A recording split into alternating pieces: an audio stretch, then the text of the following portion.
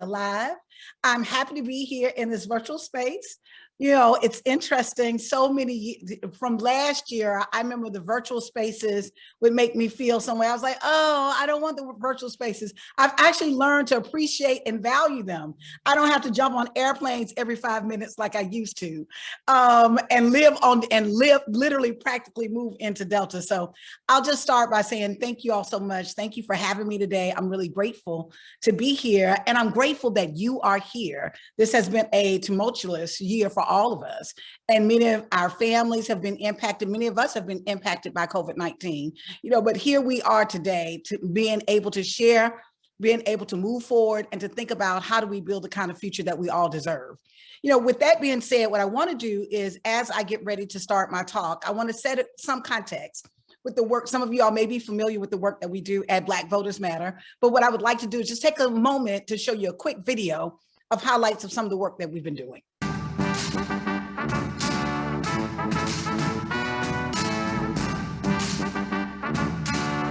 Setting off our freedom ride for voting rights. So we're down in New Orleans. We're in the historic neighborhood of Tremaine. Everybody is a freedom rider. Even if you're not getting on the bus, you're still a freedom rider because you're on this bus on this journey that we are taking towards voting rights and liberation. What's going on, Mississippi? We are the heart and the belly of this movement.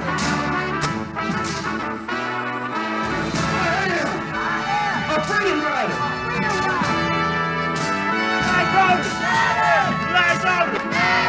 Freedom riders. We had about 4 or 5 folks who were either freedom riders or in the lunch counter sit-ins. We had local organizers. Day 3 of the freedom ride.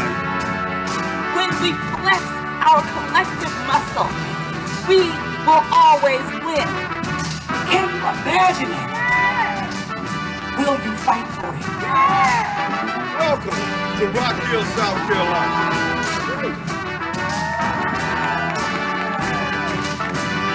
Some may run, others may crawl, but we're all trying to go in the same direction.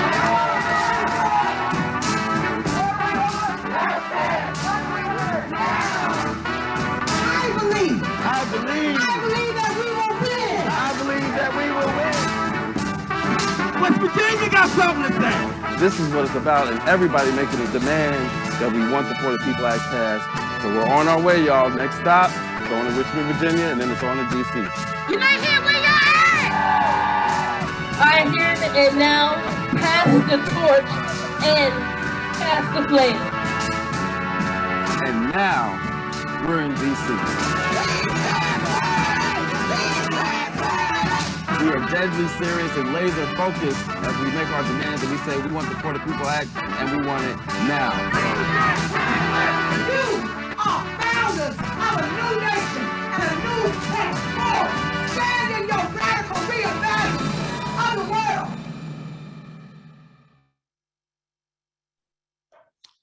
Thank you all so much. I wanted to show that, to give some context of what are the possibilities exist when we stand in our power, when we're driven by our purpose, and that when we connect ourselves with the people and communities, that rooted in that, and our work has been this whole notion that can we build a movement that is centered in people power and love? And the answer is unequivocally yes. Well, the first thing I did right was the day I started to fight. Keep your eyes on the prize and hold on, hold on, hold on, hold on. Keep your eyes on the prize and hold on, hold on. You know, I often start in song because I want to bring the spirit of humanity in the room, often in these spaces, that a lot of our work we think about in the head space, when really the work that we're doing is heart space, that we have to really recognize that everything that we're doing is for the sake and for the love of humanity, how we move it forward. You know, there was over 50 years ago, there were people from my native home of Selma, Alabama, that stood on the Edmund Pettus Bridge. And many people say, well, they were fighting for the right to vote, kind of, sort of. Really what they were standing, they were asserting their humanity. They were standing in a space of the possibilities of what could exist when people use their power to actually build and shape the kind of world they want to live in. And so in that space, what I want to do is I want to make sure that we are really centered about what this work is about. And so I know you have a conference for the next 3 days, and you'll be sharing ideas and you'll hear from great speakers, but I think it's very important for us to get grounded on what is all of this about? What is all of this really for? And so in that, I usually do this exercise. I'm gonna do it a little bit differently today, but no matter where you are, I'm gonna ask you to get centered in your seat. And I wanna ask you a question. I'm gonna ask you to get centered in your seat. Don't worry about anything, like kind of clear your mind or whatever it is that you're thinking about right now. And I want you to get centered, kind of put your feet on the ground, just as you're a tree. Think of yourself as a tree, like you're planted, your feet are your roots, and you're opening, your head has branches, you're opening up. And I want you to close your eyes. And I want you to listen to this question. There's actually 2 questions. I'm gonna ask the first question and I'll ask the second question. And I want you to hear the question with your heart. The first question, I ask this all the time, no matter where I go. What would this nation look like without racism?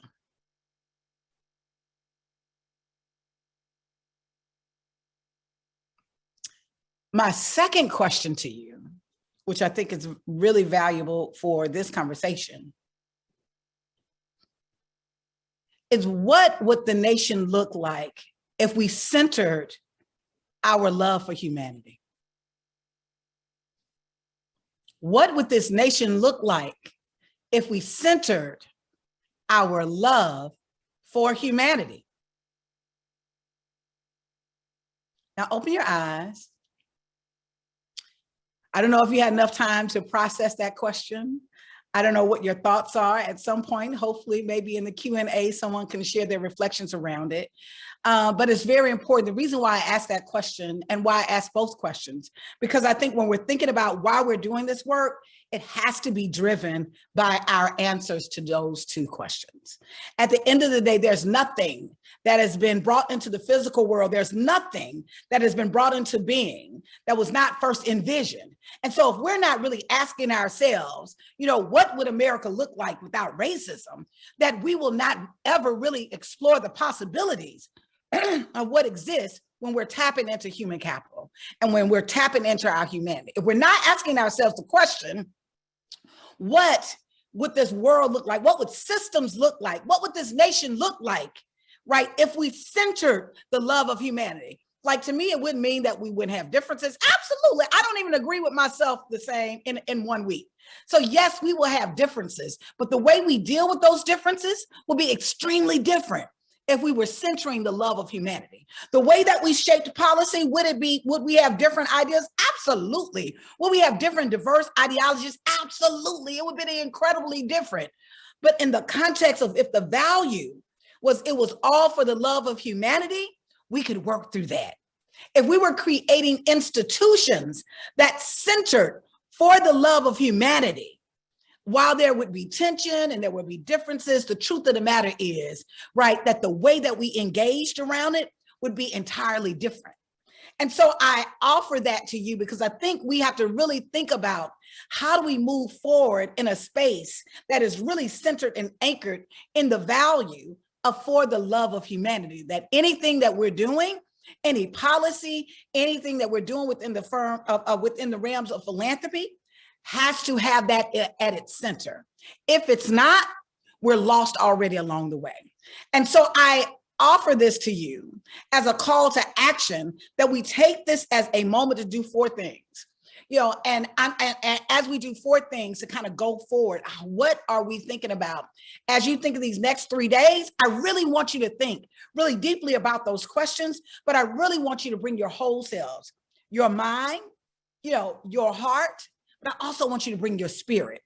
Oftentimes, the reason why I sing before I speak, the reason why in that video you saw a lot of singing and dancing and hugging and and other things like literally celebrating joy is because oftentimes in this work, we think about the process of the work and lose sight of the purpose of the work. The purpose of the work is to advance humanity. The purpose of the work is for us to generate the kind of world that we're all experiencing, the kind of joy that our basic needs are met, that we are thriving, that we are multiplying, that we're developing healthy relationships with one another, that we're creating institutions that serve, that we are actually increasing the quality of life for all of us. What is so bad with that? And I know that we can do it. And so part of what I want to do is I want to give this frame of what we can do in terms of going forward. You know, my kind of call to action to you. And so I see it as kind of like 4 buckets. I'm gonna sneak another bucket in because that's what I do. But I am going to like literally see it in 4 buckets. The first bucket is I want, even starting from this weekend and as we do our work, you know, I've worked in philanthropy myself for the last 15 years. My work at Black Voters Matter is actually Black Voters Matter Fund. We created the organization to be an intermediary so that one, we were doing a couple of things. We wanted to make sure that we were mobilizing dollars, that we were moving money on the ground to groups that oftentimes are too hard to, that they are unable to actually compete with funds in traditional philanthropy, that we wanted to be able to move funds quickly, effectively, and efficiently to grassroots groups on the ground that are on the front lines doing the work. And so what we did when we created Black Voters Matter Fund, we made a commitment that whatever we raised, half of what we raised, we would always give out in grants, and that the rest of it would be in support and then the build of the infrastructure because we would build out the ecosystem. And so as a result, last year, we were able to invest over $10 million to 600 Black-led grassroots groups on the ground. That it was remarkable start in context that in 5 years ago, Cliff and I started the organization with no money. We didn't have any resources. We raised our first $200,000 in 9 days and we gave it out in 20, the entire $200,000. We didn't think about that. Somebody got to pay the light bill, right? And so at the time, it was so important for us to get the giving part right.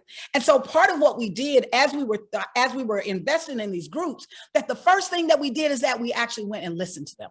We actually listened to them about what it is that they saw as a priorities. What is it that they saw that they wanted to move? What was their vision? And we asked those same questions around what would America look like without racism? Because we want people to think, to literally radically reimagine, to think beyond what you see right now, that we've got to not be afraid to play in the possibilities. That is how things change. That is how we actually transform instead of just being transactional. And then in that process, we wanted our partners to feel like partners. We wanted to shift this relationship where there was this power dynamic, that we had power because we had money, or we were raising money and they didn't have power. And so what we did is we came to the process in a way that respected what it is that they wanted to do in their communities, but also in a way that was ongoing building, that we were very clear that if this is a group that you want to be in relationship just to write a check, we're probably not the person. We're not, well, no, we know that we're not the person. And so part of what we want to do in terms of going forward is that we want to work on a mutual vision. And we'll bring resources to bear, but we're trying to make a better world, just as you're trying to make a better world. And we have the audacity to believe that we can do those things by literally holding and centering that we are deserving of power and that we have an accountability and responsibility to do everything that we do in the spirit of love. And that while those things seem oftentimes, some people frame it as if they don't go together. Oh no, this isn't about love. This is about business, or this is about power. This isn't about love, that we recognize that there is a relationship that whenever you separate those two, right, there is a massive danger around how we move forward. And so in those 4 buckets that I want to share real quick, I want to share the first bucket is I want you to take the moment and the action, step 1, to be reflective. I want you in this space to reassess and to analyze what is it that you see, particularly if you can separate it from, you know, I'm sort of going to be a hypocrite right here because I find myself oftentimes as a political pundit. I'm a guest contributor for MSNBC and several other networks that I'm often on. And I am the first to say that while I certainly think that I have something to offer to the conversation, I enjoy the space and I enjoy hearing the spaces from others, that oftentimes we have gotten in a space that we're listening to political pundits, and we're not using our own political analysis, that our own assessment about what is happening. We see the headlines and that's enough. We see what is on Twitter and that's enough. No, it's not enough. That part of where we are is because we have not used critical thinking to actually be engaged in a conversation about what our vision is for the world and how can we move forward. You know, there's two conversations that are had. You know, there's one conversation, particularly in the US, of what did the founders intend? That everything has to be a reference back to the founders intended. Well, the truth of the matter is, the founders didn't intend for me to be speaking to a group of philanthropists today. That the truth of the matter is their insight was so limited that they couldn't even see my humanity as a woman, and my humanity as an African-American, my humanity as a person of color. So they were severely limited in what they saw, right? However, we're still sitting within the vision of what they saw, which was amazing.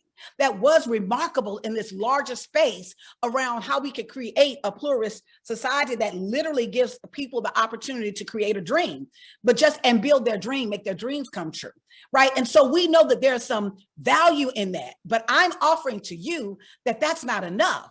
The question is, their vision was their vision. The question is, how do we move forward with the vision that we have to go forward, right? What is your vision? So that you're not driven by what political pundits say. You're not driven by just what you see in the news or what seems like the popular news of the day, but we're really tapping into our analytical skills, and we're making an honest assessment of what my vision is for the world. What is our collective vision for the world? And literally, what do we need to move us forward? Not what's comfortable, not what's convenient, not what I know. What is your vision? And so the first bucket and the first action I'm going to ask you to do is to be reflective. So these next 3 days, reflect and be open to actually hear the reflection of others without judgment, without editorializing, just literally be able to say the information, right, so that it can actually help you with the shaping of your vision, which gets to the second action in the second bucket. The second bucket for me is around going back to the vision. I need you to reflect and reassess, but I'll need you to reimagine. We have to radically reimagine every single system in this country. The truth of the matter is that everything can be improved, everything, right? And so we have to literally be able to recognize what moment we're in right now. We're in a defining moment in our political history in this nation and in the world. 2 weeks ago, I was in Budapest. And there was a discussion there very similar about the discussion that we're having here. I'm going to Paris in about a month, and to participate in a discussion there that we're having here. My point is that discussion is not just happening in a capsule here in the US, it is happening all around the world. There's a realignment of systems. Right now we're saying, well, yeah, people don't want to go back to work because what COVID did, it opened up the possibilities for folks to say, wait a minute, I can be productive at home. I don't have to deal with the stress of traffic. I can show up in a different kind of way. How about I don't even like my job? Or how about I love my job, but I want to do it in this way? The bottom line is we were able, in the midst of what was a very challenging and struggling space, because I don't know about you all, but those first couple of weeks, like I was the snack monster. Like the first couple of weeks in COVID, I was like, oh my goodness, I'm going to go crazy. I'm like, I can't, I'm in my house. And it's interesting, I've learned to actually show up very differently in my space. I've learned to show up very differently in the work in ways that now that I'm not the same. And so I say in this opportunity, we have to reimagine, we have to radically reimagine what are the possibilities that can exist when we're bringing our fullness to the table, when we're being innovative. The bottom line is, what is wrong with people working virtually? What is wrong with us really reimagining what a work week looks like or work day looks like? What is wrong with us really looking at how can we shift systems to actually create a space that people are not working for a livelihood? In essence, they're working themselves to death, right? With heart disease and cancer and all those things that are stressful. but can we radically reimagine a space that we can actually work in a way that we're bringing our gifts, our talents to bear, that we're being able to create those things that advance humanity and to live a balanced and full and beautiful life? It is possible. And in order for it to happen, it is going to require us to reimagine and to radically reimagine with others. The third bucket that I want to share is really around the need to reset and recommit. We have to be honest about where we are right now.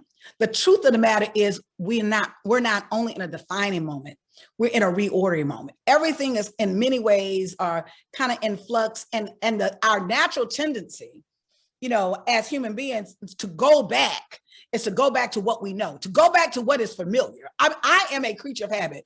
I am a change agent, and I say this all the time, that when they change the spices in the grocery store, I almost have a heart attack. I'm like, wait a minute, y'all changed what's happening here? You know, there's something about humanity, and there's something about human beings that we actually like.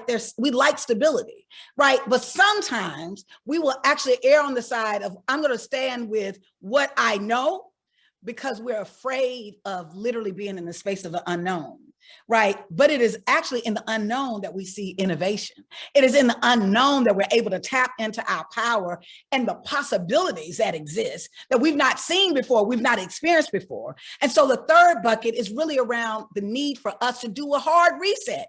You remember how when you have your iPhone and another phone and it can work, but it has a little click here, a little niche there, right? We're at that moment. We are at that moment in healthcare. We're at that moment as a nation in education. We're at that moment. There's not a single sector that we're not at that moment. So why not take the gifting of this moment to do a hard reset so that we can actually recommit ourselves to a greater vision? Remember that earlier bucket around the radical reimagination? We can actually reset. We actually can create the kind of world that we desire. Not just the world that we know, but we can create a world that we desire, that we want to see going forward. And then the fourth and the last bucket that I'll share, and I'm going to open up in a few minutes for questions because I want to be engaged with you all, is really around the need for us to recreate and not be afraid to recreate. That is important for us to be reflective and make a reassessment of what is happening. It is critical that we use our vision and radically reimagine what the possibilities exist. Can we radically reimagine a work week? Can we even radically reimagine how we're actually structuring our funding portfolios? Can we radically reimagine ways that instead of doing an application process, we can simplify the application process and we can actually get video submissions? Can we radically reimagine where we have one of the things that we're doing in an effort that I created? I'm also founder of a network called the Southern Black Girls and Women's Consortium. It's a $100 million initiative. You know, we've raised our first 11 million, where we're establishing a Black Girls Dream Fund, a Black Girls Defense Fund, an innovation fund, and a philanthropy partnership fund. And part of the goal in doing that is to actually set a new standard and a new way that we can look at philanthropy. So the way that we're actually doing the Black Girls Dream Fund, the way that we're doing our grant making, is that we're actually creating wisdom panels. We have wisdom panels of people who are literally deeply engaged in that issue or that area, that are from different spaces, that will sit on this panel and make recommendations around, and they're part of the process, they're building a part of the process.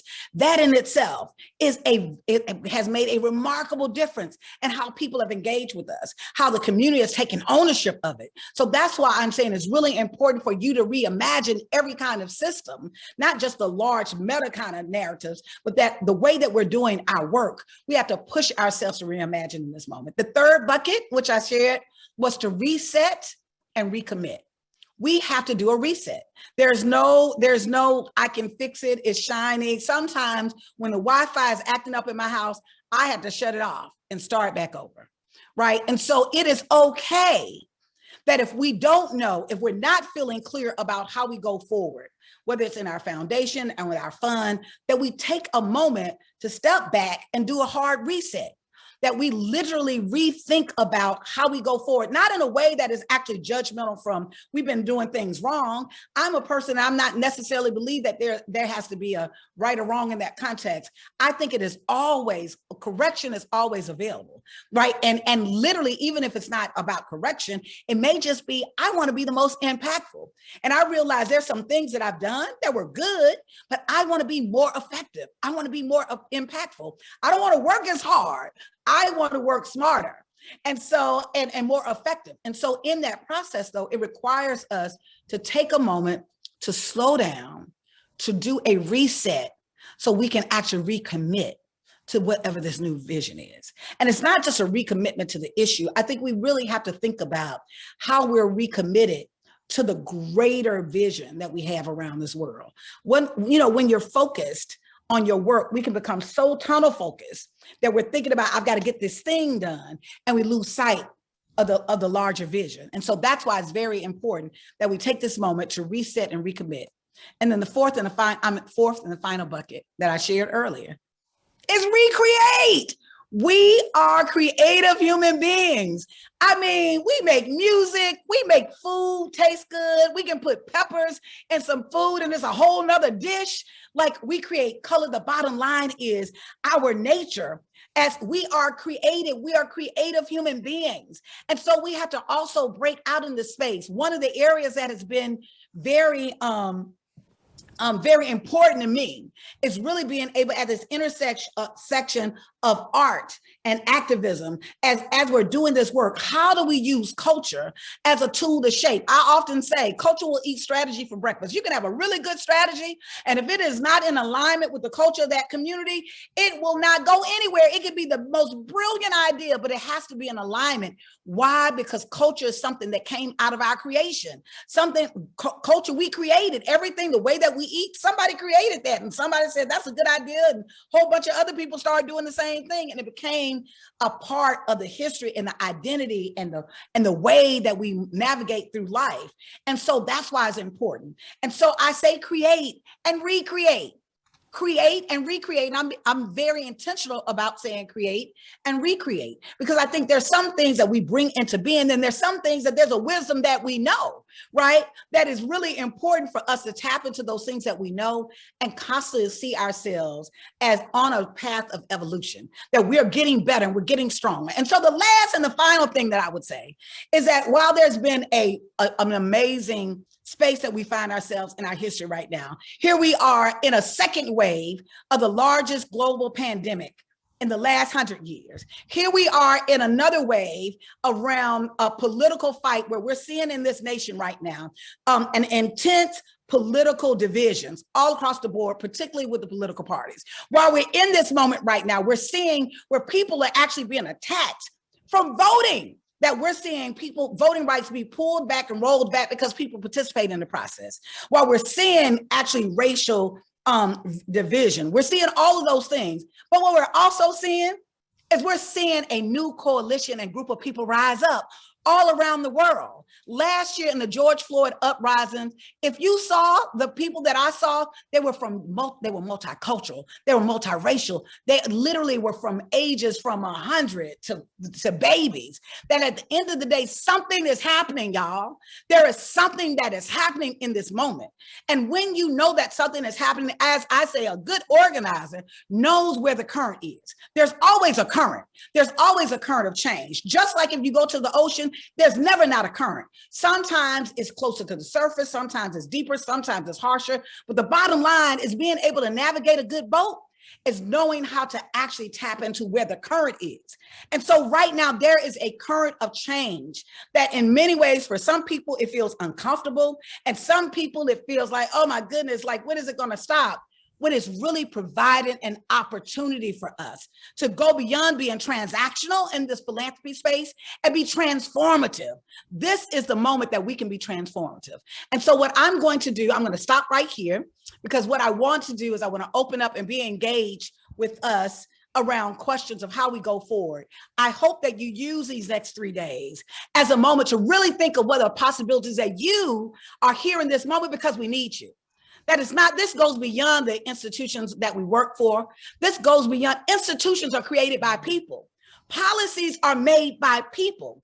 And so what are the possibilities that exist when you are operating in the fullness of your power, so that your institution can be stronger, that your foundation can be stronger, that the communities that you serve can be stronger? It is going to require all of us to do something different, that we can't just continue to say policy without people. We can't continue to say, well, we're going to focus on what we have, these objectives. We have to center all of our work and all that we are doing in this notion. It is all in service for the love of humanity. So with that, I'm going to turn it over and open it up for questions.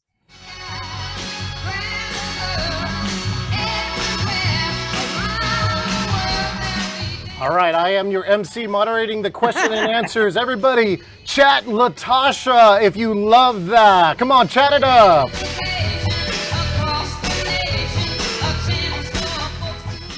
LaTosha, I didn't know you had such a beautiful voice. I did see, though, that you were a jazz singer. Amazing, LaTosha. Thank you. That is part of, I'm glad you said that. I'm just going to lift this up real quick. Part of this work gets really hard. I wish I could say I wake up every morning and I'm like, oh, this is, yes, let's go. No, sometimes I wake up in the morning, just like the rest of us. I'm having a full human experience, y'all. I have the full human experience where I'm like, I don't know if my work is effective.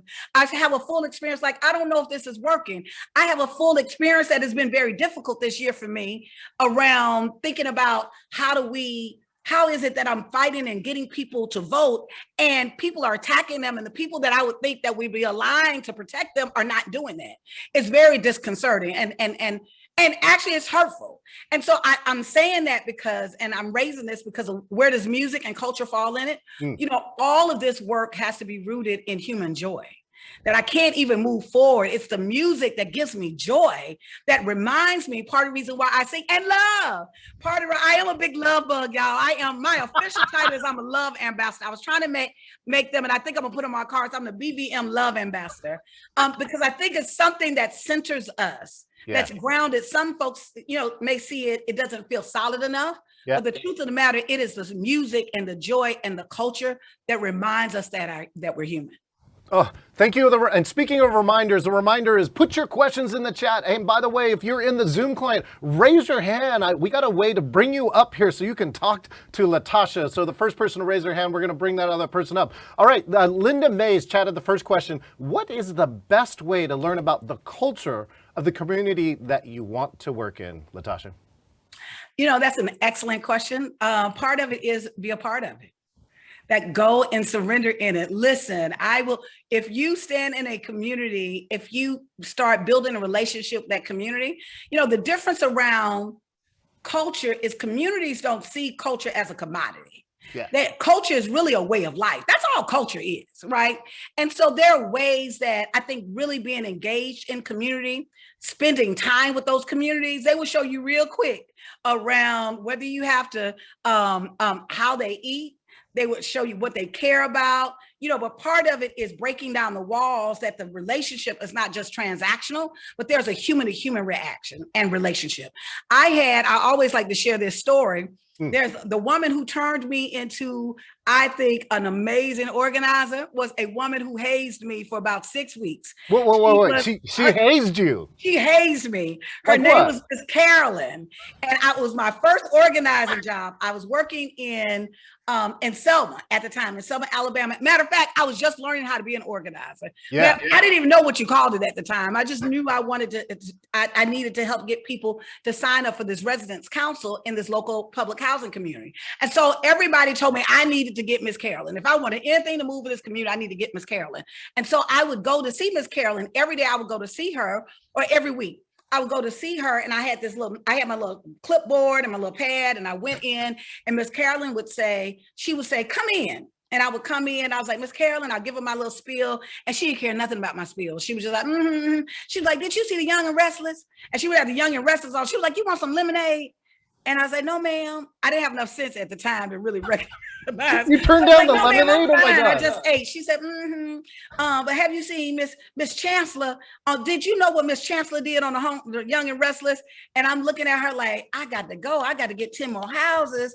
I got to go. And I was like, okay. And she gave me nothing. She talked about Young and Restless. The next week I went back.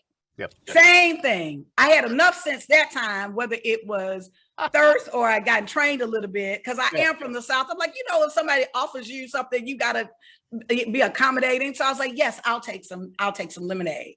And so I sat there and drank lemonade. But once again, we were talking about what Victor was doing on the Young and Restless. I said, okay. And so I went back the other week. This went on you all for about 4 weeks. By the 5th week, I actually had developed an affection for Miss Carolyn. I wanted to, at this point, I go in the house, I put my bag down. I was like, what happened today? What did Miss Chancellor do today? Where's Vicky? Right. So I'm having this conversation with her. And Miss Carolyn says, she's like, where's your notepad? Where's your what do you call it? Your clipboard. And I didn't even take the clipboard out. I was like, it's in my bag. She's like, why you ain't got your clipboard? I said, she said, don't you want me to sign it? Yes, ma'am. Yes, ma'am. So I take the clipboard out and she signs it. That week we had our meeting this week. It was packed out because she actually helped mobilize. Wow. What she taught me as a valuable lesson is that I needed to see her beyond what I needed from her. That at the end of the day, she forced me to sit and come in her world, to actually experience her culture, make that connection and acknowledge her humanity. And so when I love the question around how do you find out about the culture, part of it is you got to be willing to sit in it. You have to be willing to talk to people. You have to be willing to actually have shared experiences with them. And through that process, I think it's very welcoming. Like oftentimes it's through that process that you actually create so much trust because they recognize that you're actually willing to spend some time and knowing who they are and really being able to sit and comfortably sit in the culture. Thank you so much, LaTosha. Speaking of which, LaTosha, you talked about innovation and growth, right? And hopefully we won't talk more about Young and the Restless, although, we're going to maybe do that for a few minutes. And Victor is still on there, and he was just like amazed. So you talked about innovation here too. Like, I just wanted to show you, LaTosha, this is how I'm keeping track of all the chats, right? So I got chat over here, I got chat over here, right? I got other things like that. So people, chat your questions. I'm watching you, right? Because I want to get your questions to this. Vania Miller asked this too. She just loved, right? You're not 5% of growth, you're 50%. So what is some of your strategies to get to 50% growth and all these initiatives you're talking about? Part of what we did is we saw it, and I'm serious, we saw it as a visioning piece in connection with community. We got communities and organizations to stop looking at the work as their individual organization and start thinking about the ecosystem, that we were building the infrastructure of something greater. And it's interesting, in many of the cities that we work in, and Pennsylvania is actually one of the communities, one of our states, the cities that we work in, we actually created a process of bringing people together to be in relationship and community with each other that's outside the context of a neighborhood, but it was in the context of what it is that we have a mutual vision around. Where is their alignment? And so there's two processes. There's this idea of agreement, and there's an idea of alignment. Agreement means we all have to agree, right? Alignment is we just have to be in alignment with each other, even if we don't disagree, right? That oftentimes I think when we're working in communities, we want all of them to have the same idea. They don't have to have the same idea. If there's some common cause and literally there's enough alignment for them to move forward, then we have to build on that process. And so for us, in terms of our growth, we knew that our capacity, even if we were bringing on, we're at 50 employees now, that even if we had 100 employees, that we had to recognize that there's always going to be limitations to us as an organization, that as we are growing our organization, that the way that you really expand the work is that you also have to grow the field. And so the way we've approached our thinking around it is how can we approve? And I think there's been three things that come to mind. The first thing is around how we improve our strategy. And so we have to be nimble enough. We've had to be nimble enough that we've had to shift up that all of these great, remarkable ideas we had at first around how it was going to go, the reality said it don't go like that, right? And so, and when that shows itself, instead of trying to force that thing that does not work to work, what we are nimble enough is to really figure out how do we adjust and make it fit. For example, our initial grant process, because both I and Cliff come out of grant making, we, in some ways, our strategy was different, but the process, now the back end process was actually was the same. It was what we were familiar with. And it was a colossal disaster. It just created confusion, paperwork, all of that. Those of you know what I'm talking about when you change systems. Your grant making systems. And so what we had to do is really think about, we had to design a system to actually support our process very differently. And that in itself created so much, it not only streamlined kind of the internal, like the actual operations, it streamlined the way that it forced us to even think about how we were moving on the work. And as a result, we were able to get out more resources quicker in a context of that was effective. And have a set of criteria of how we move forward in a way that can be effective. The second thing I think that was really important around our growth is just what I said. It's around the ecosystem. We don't leave communities. So we don't have the traditional grantee-grantor relationship, that the relationship is we don't even call that a grantee and grantor, because in many ways, what that says is the relationship is the grant. So our relationship is in relationship to the grant. Yeah. For us, we're partners because the relationship is in our partnership. That's where the relationship lies. Whether there's a grant or not, the grant is just the extra piece for us. And so in doing so, we've been able to get other organizations that will actually bring other organizations to us, so that it created this culture that wasn't competitive. I've worked in philanthropy where I've seen organizations almost cannibalize each other in a meeting because they think it's a certain level of resources and they're in competition for it. We created a space that said, ultimately what we're looking at is an ecosystem and how we activate that ecosystem for each other. And so we've kind of stood in the intermediary space where really we've actually been co-thinkers with them and co-leaders with them and sharing space. And so that's another way that we've expanded. And then I'll say the third thing, is that really we've actually increased over in the last 5 years has been really, really, really steady growth.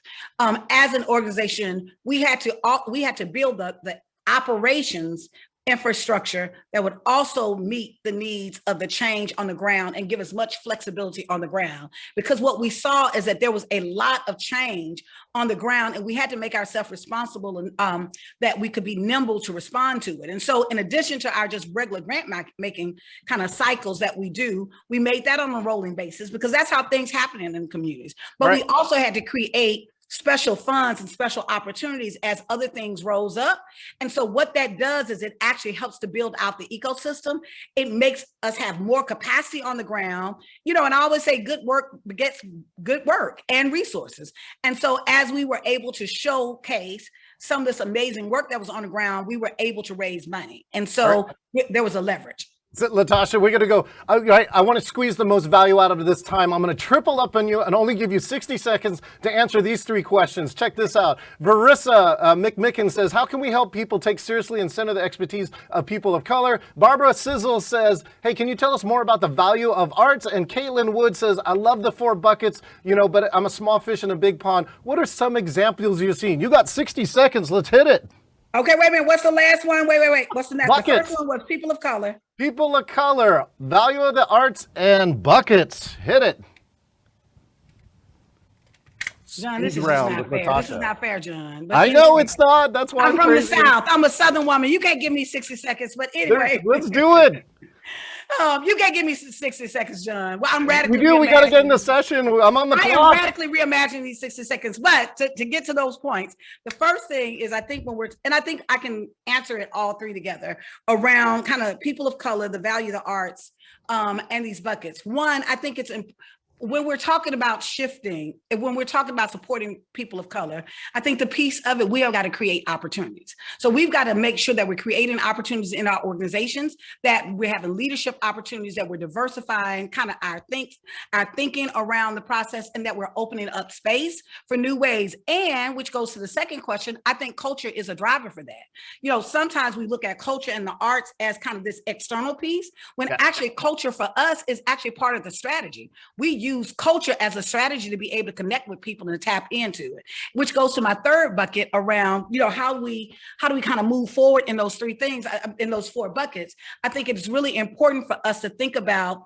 this work in those two ways, that we have to think about there's a practical application to how we have to do this work, and as funders of getting money out. And two, there's a way that we have to always be in alignment with culture, because what we're doing will not land if we don't do that.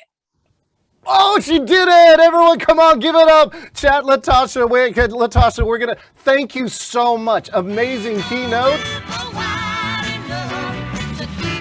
Hey, thank you, LaTosha, and thank everyone for joining us today. If you have any questions, feel free to reach out to us via the speaker tab under the attendee tab. We invite you to join the networking sessions. By the way, there is a survey chat. Tell LaTosha how amazing she is. We're going to read those. There you go. You can meet other attendees and make connections in the networking sessions. That's coming up next, all around a topic that interests you. You can find these sessions going to the agenda. And don't forget, check out the virtual marketplace and learn more from our sponsors. And one last time, let's give it up for our LaTosha. Thank you, everybody. We'll see you next time. Wow, LaTosha, mind-blowing. Thank you all so much. Have a wonderful conference. Everything you need is here. What a great way to start SPARX. Thanks you again. I'm John Chen, your MC, and that is the amazing LaTosha Brown. Thank you, everyone.